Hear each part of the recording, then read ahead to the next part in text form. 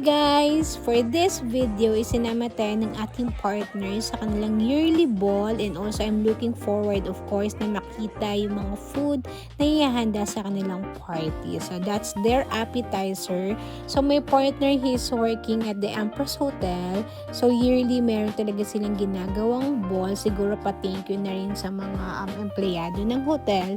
So alam nyo guys, this is my first time na ma-experience tong kind of party kasi talaga I don't have any socialization here in Canada kasi hindi ko naman kami nakikita-kita ng mga other caregivers ng patient ko, kaya wala, super dead talaga. So ayan yung mga appetizer nila, so dyan mahilig yung mga Canadian.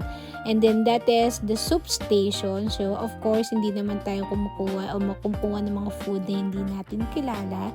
And that is our food for tonight. So that is only steak.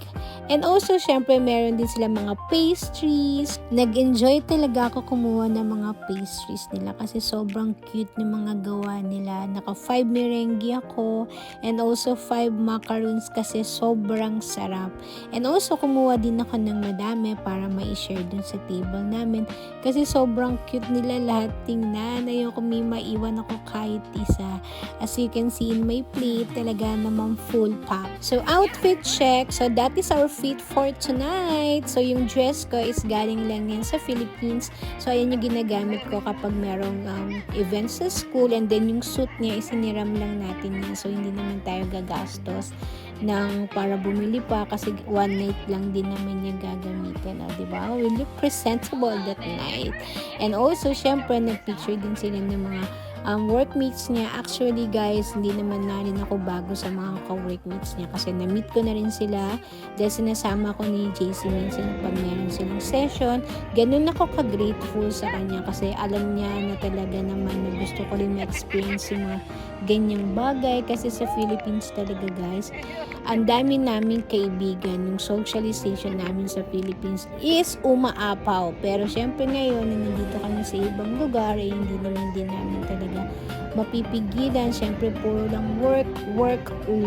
My God. So thank you God dahil nakakapagpahinga po kami dahil may mga ganitong mga event. So ayan yung itsura ng ball. Merong dance floor sa gitna at hindi naman na kami pupunta doon, kaya dito na lang kami sa side. So meron dyan free drinks.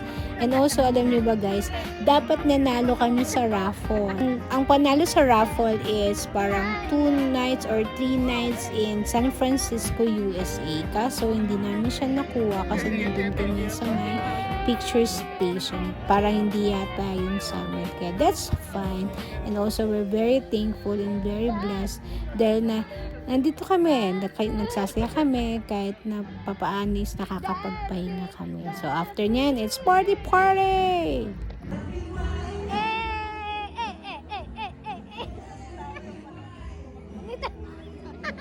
Love cheese.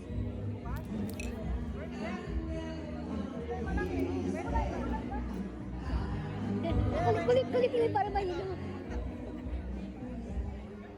Yan na. Titingin dito. Thank you guys for watching. Please like and follow my page. Bye!